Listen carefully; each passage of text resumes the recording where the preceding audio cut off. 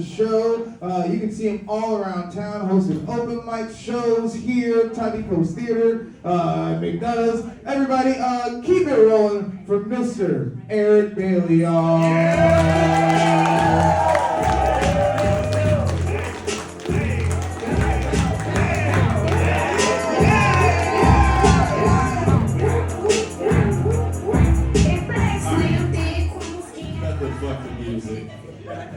And be coming out of sexy brand and shit. What the fuck is going on? John comes up here. There's an expedition outside running really loud right now. All right, let's get the next comic up. What kind of show is this? This is the Eric Bailey Show, y'all. Thank you. Yeah, from Porch was like, just name the show whatever you want. I was like, call it the Eric Bailey Show. Took me 6 hours of smoking weed to come up with that shit.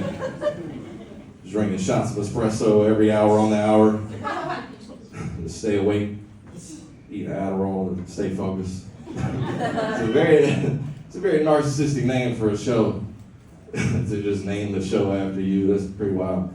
Made me kind of feel like an asshole too, like I'm like Donald Trump. Like I might run for president and then change the Gulf of Mexico to the Gulf of Eric Bailey. So, what's up, man? How you doing? Cool, I see some familiar faces in the house. Make some noise for yourselves for coming out and supporting me. Appreciate you guys coming out tonight. This is year 4 for me doing stand-up as of January. So 2 months ago now, year 4. Thank you. You guys, y'all come out to everything, man. We're like family at this point. We are. Hell yeah. Give it up for these two. So I got some new stuff for the jokes y'all heard already. Just laugh real loud, just like y'all never heard this shit. Right? Don't fuck this shit up for me, okay? For those of y'all who don't know me, my name is Eric Bailey. I'm a Savannah native. Like I said, this is year 4 of me doing stand-up comedy. I love this shit. This is a good time, all right? I played basketball in college and high school, and I felt like I was always at a disadvantage. And now, because I'm like, small white dude, right? But I feel like now I'm kind of doing something that I can see myself doing this a long time, right? Basketball was very. Are you laughing at me? I'm supposed to laugh that fucking hard at my disabilities and shit. My inability to play basketball at a high level. She's over like, fuck that. Hilarious. So doing comedy 4 years. One of my kind of like recent conclusions that I've come to as far as like my favorite thing about doing stand-up, right? The favorite thing about doing stand-up is watching other comedians bomb. What the? Yeah, sounds mean. I'm sorry. It sounds fucked up. I'm not saying it from a place of judgment. We comics, when we hang out, that's all we talk about is bombing stories. We don't talk about how well this shit goes. We talk about all the times we ate a dick on stage. That's a comedy term. Eating a dick on stage means you bomb. That's what that means. Comedians' jokes aren't working when they start to give you his resume stuff too, right? Like stuff you just got to do and the things you didn't ask for, right? Yeah, I just got off the road. I've been doing some shows out of town. The weather here is kind of crazy. Like, sir, we just saw you here last fucking Wednesday. Can you tell us the next joke, please? This is when your jokes aren't working, all right? She gave me the pizza and had pineapples on it. And I was like, why'd you put the pineapples on the pizza? Wow. Just got off the road. I've been doing some shows out of town. Weather here is kind of crazy. Been single for 4 years. I don't know if that's a coincidence.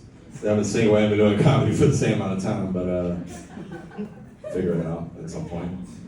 It's tough being single too in 2025, man. Thank you. Appreciate it. It's just out life advice. All right. Take your time. You'll be okay. That makes you feel more depressed than someone you'll find somebody one day. Easy. I don't know who's worse between y'all two. Alright, so 2025 is hard, this is kind of a weird profession to be single in too, I can't compete with the careers of a modern woman. Hey girl, how you doing tonight? You look really pretty. What do you do? I'm actually a brain surgeon. I have a travel blog on the side with 30 million followers on YouTube, and I also rescue dogs from burning buildings on the weekends. What about you, Eric? Let's change the subject. We didn't need to talk about that. Let's get off the road. We're doing some shows out of town. It's kind of crazy. Been getting ads from Ben & Jerry's recently on Facebook and Instagram. Y'all getting the same ads, just me? Yeah? No?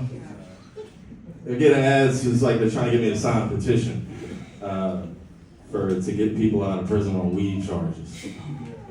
I feel like we should all get people out of prison on weed charges. I think we're all on the same page about that. I feel like my algorithm just really thinks I smoke a lot of weed though too. It might be because I have friends that smoke. I have my parents smoke weed. I have me that smokes weed. At this point, my phone's been around weed long enough. This shit would probably fail a drug test. Okay? So I click on the sign up petition because I believe in that, and there's hope there. I think they should get everyone out of prison who's there on weed charges. But I don't know what that's gonna do to their ice cream sales. Because goddamn, you seen Ben & Jerry's ice cream prices? You're not buying your ice cream just because you fucking had a petition. You have to sell crack just to afford your ice cream. Now we're back to square one. Back in prison. Another company that needs to have just an adjustment with their PR is Johnson & Johnson. So, Johnson & Johnson had the shittiest COVID vaccine in 2020, apparently, for what they said. And now PETA's giving them a run for their money. 1,000 bottles of baby oil. I just used to put, I used to put baby oil on every morning. I never thought, like, at some point, like, Johnson & Johnson's gonna be struggling one day because of Sean Puffy Combs. In a million years that would happen. It was wild. PETA's lawyer came out at the press conference too. He came out immediately, like right after they found the baby oil, and he was like, I understand you found a lot of baby oil in my client's basement. 1,000 bottles, it's a lot. But this is America, and there's a Costco down the street, and Americans buy in bulk. That's kind of a sound legal argument. I didn't see what he did there. He got out ahead of that shit. And 2 days later, Costco tweeted, "We don't even sell baby oil." They want anything to do with that Diddy shit. Don't put us anywhere near PETA. We get to know each other tonight a little bit. Talk a little bit about myself. I don't do that a lot. My name is Eric Bailey. I am born and raised in Savannah.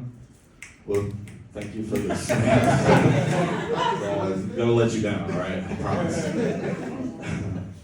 It's a good group of people. It's weird because I grew up in Savannah, like my adolescent/adult life, right in Savannah. But like when I was a kid, I spent a lot of time in Pooler. If those of y'all who are from Savannah know that Pooler is like it's like the suburbs of Savannah, right? Pooler is like the Canada of Savannah. There's a lot of rosy cheeked white people who are shopping. Everybody's listening to Drake and stuff.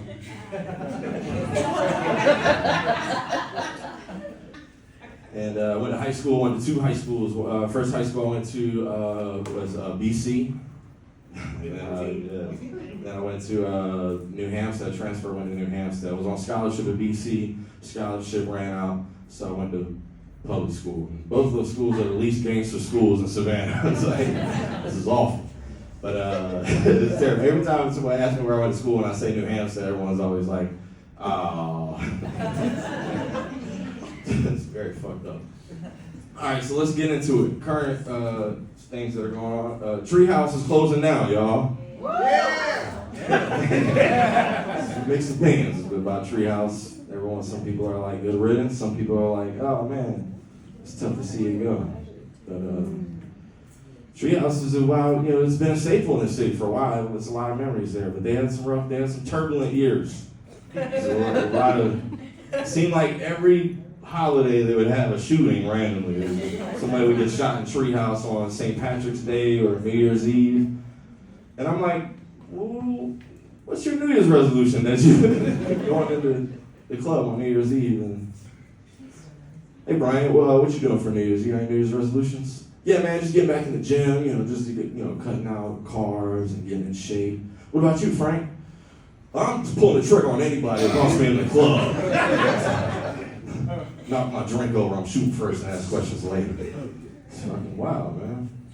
And Savannah, to show you how gangster Savannah is, Treehouse is like a rosy cheek, like touristy, fucking, you know, bachelorette party type of white bar, right? And Savannah has there's a lot of, you know, shootings and shit going on. And Savannah has a black mayor that just comes out of nowhere. It's like getting white people tasting their own medicine, shutting the shit down. Fucking amazing. Give it up for Van Johnson.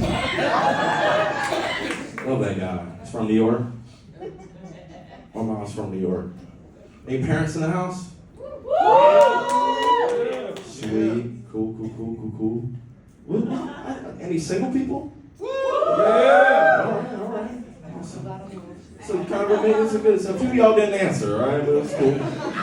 Y'all just don't want the relationship status to be known, right? Y'all like it's complicated.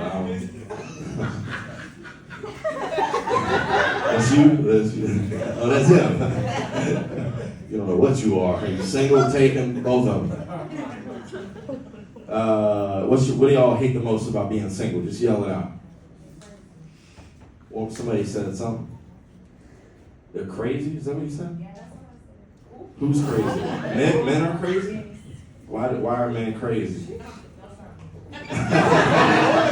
She said, don't start. Is it because we lie a lot? Yeah, there we go. See how I knew immediately what it was she was dealing with? Anyone else? What do you hate about being single? Nobody do my laundry. Nobody to do your laundry. All right.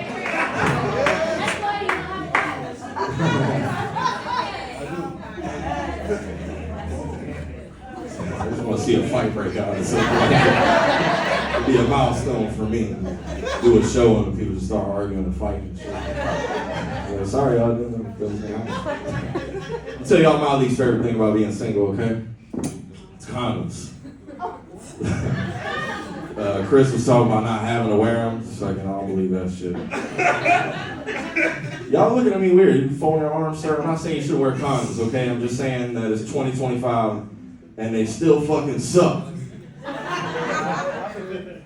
Elon Musk can make a robot that can listen to a woman and repeat emotional shit back to her, but we can't make a condom that kind of feels good. I don't know what that is. Ladies, she said, baby, I like it raw. I'm mad at my joke. I'm just the writer's room in the front porch Improv. Putting that down. Ladies, if you ever want to know what it was like for a guy to wear a condom during sex, you never wanted to know what it was like for a guy to wear a condom during sex, but if you were just having a moment alone at home, just pondering what it's like, right? Just having an empathetic moment. Just picture something for me, okay? Imagine your man's taking you on a spa day, and you're about to go in the room to get a massage. But before you lay down to get the massage, he looks at you and he's like, you just gotta wear a leather jacket while you're in there. I still get the massage, but boy, do I want to take this fucking leather jacket off.